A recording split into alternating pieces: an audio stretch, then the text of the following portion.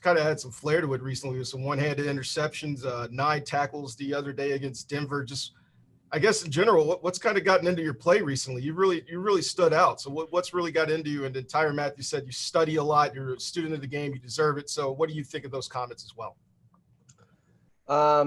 It's a lot goes to the leadership on the team. You got Tyron and our coaches that encourage us to push ourselves during the week, during practice, and to study hard and to practice hard. And those plays and plays that other guys make, they're just a reflection of the hard work that everybody puts in during the week. Let's go next to Matt McMullen. Go ahead, Matt. Hey, Dan. So you've been here a while now. What's your favorite thing about the secondary right now this year? We're probably as close of a unit as I've ever experienced in my 7 years, and a lot has to do with guys coming back. We've got the same, pretty much secondary that we had last year for the most part, and we know each other really well. We've been playing together for a long time, a lot of games now, and I think there's a lot of continuity there. Let's go next to Nate Taylor. Go ahead, Nate. Hey, Dan, why do you think Steve Spagnuolo is a good coach, or better yet, a good teacher in terms of relaying information for that week's opponent? Yeah, he's very detailed, and I love his meetings. It's just packed full of information. He feeds us as much as we need.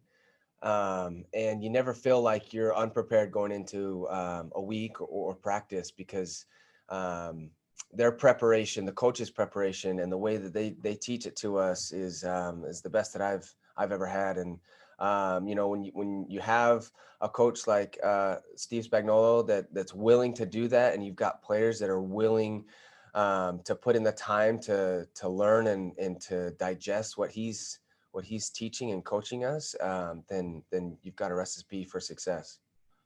Let's go next to Pete Sweeney. Go ahead, Pete.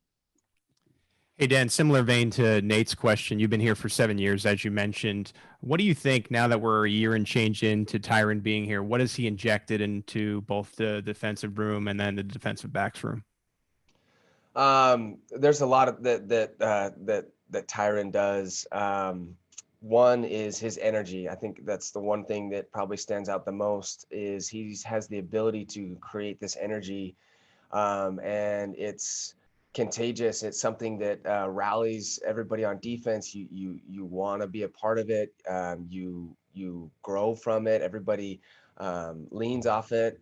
And then his football intelligence is off the charts. He's a very intelligent football player, very smart, his understanding of the game. And so that is able to translate to other players on the team as we get to play around him. It elevates everybody's game. Let's go next to Adam Teicher. Go ahead, Adam. Hey, Dan, is there an area you feel like that you can grow, you meaning the team, the Chiefs, can grow on defense? In other words, is there an area where you feel maybe you guys are right around the corner for making an improvement? Yeah, there's probably a lot of things that we are still chasing and improving. Things we really like the idea of being a stout defensive team as far as stopping the run. And so that's something that we're going to be chasing, and we're always going to be trying to improve week in and week out. And then always, it all comes down to points, right? For the defense, that's all that matters, right? It's points on the scoreboard. And so, just keeping those points low, and closing games out. You can play good defense for 3 quarters, right, and have the game in hand, but you still don't want those points to creep up on the scoreboard. And so things like that we're always chasing. But within the scheme, it's always you're chasing improvement for self, for mastery of the scheme. There's a lot of things that we're chasing to improve week in and week out. Let's go last to Soren Petro. Go ahead, Soren. And I'll have a follow-up here real quick when I get done. Dan, the defense has gotten so much better over the last 2 years. You guys are playing with confidence. You know, how much does that, you know, is it the confidence comes first and then you play better, or is the playing better? And how good you guys have been really since midseason last year when everybody got healthy? Is that what feeds on it? Which one seems to come first?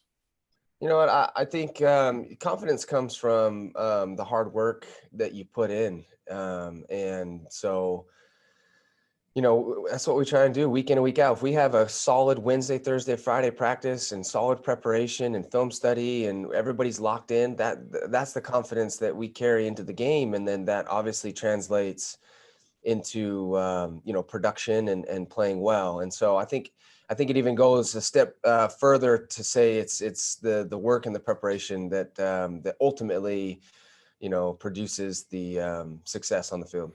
And I remember a long time ago, Brian Waters told me, hey, listen, no matter what's called, we got to run it, right? So like even a bad play, we're going to run a bad play, and everybody being in on a bad play is better than everybody trying to freelance and do their own thing. But he said, when you get a coach that gives you a chance to succeed, you're much more committed to it. I'm just curious, does that, you know, Steve Spagnuolo seemingly has kind of called his shots. He said, hey, in training camp last year, he said, judge us in the second half. That's when it's all going to come together. It all came together. This year in camp, he's saying things like, you know, the next step for us is for takeaways. We got to take the ball away more. You're second in takeaways. How much is Steve Spagnuolo and his whole coaching staff, right, and their ability to make sure that they're maximizing what you guys do and putting you in a position to succeed? How much does that add to the confidence level? Oh, it adds a lot. And I think there's been enough time for us to get to know one another. And like I said, we've been a group, coaching staff and players included, for a long time now.